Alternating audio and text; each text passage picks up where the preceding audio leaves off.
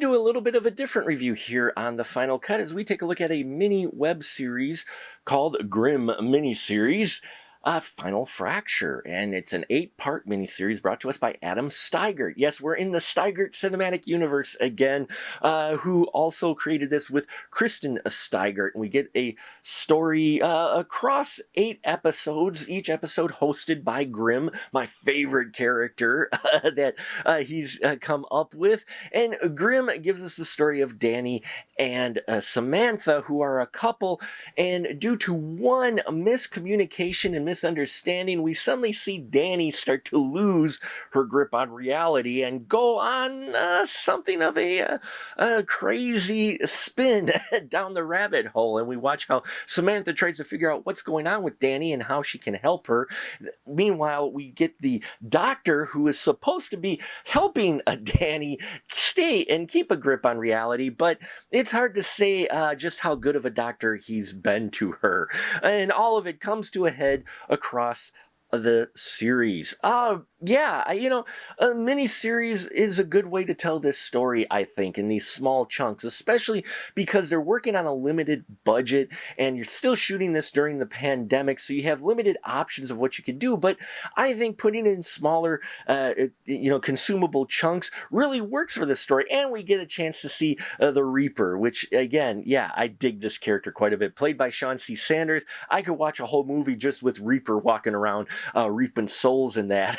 But what really helps with this is the rest of the characters. It's a very character-driven piece, and the performers in here do well with the script that they are given. There's not a lot of special effects or anything going on, so there is dialogue, and so you have to keep things interesting, and I think they do that here. Now, Jamie Miller plays Danny, and you watch her descent into crazy, and she does it so well. Oh, man, she puts in a very creepy performance, and a fun performance to watch her kind of go off the deep end. I know it sounds bad, but it's true because she makes it entertaining and she really sells that. And you feel for the Danny character, especially as we learn more about her as the episodes play out. Now, Melody Rohrig plays Samantha, Danny's significant other of the couple, and you really feel for her. She's a very sympathetic character, just trying to figure out what's going on with the person that she loves, and, discovering some things about her that is just really disturbing her. And then we've got Dr. Bill, played by Mark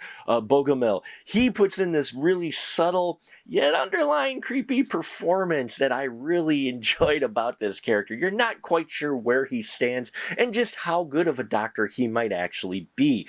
The episodes aren't that long, yet the story, I think, is interesting enough to keep your interest. And with the editing that they put in here, it keeps things moving, especially considering, again, it's mostly just dialogue and people talking. You don't have a huge amount of effects going on, though there is some practical blood effects going on, which was done sparingly, but done very well. There's some shots in here where you could tell they're in front of a green screen, but since you can't exactly go out and just shoot in public all the time because of the certain areas and the pandemic and all that, especially last year, it makes sense of how they did what they could with what they had, and I think they make the most of it and give us an entertaining miniseries. I've liked what Adam and Kristen put out here with the miniseries. I think you will too if you enjoy independent, micro web series that you've seen on YouTube. There have been a few others. I think you should check this out. It's on Vimeo. I'll put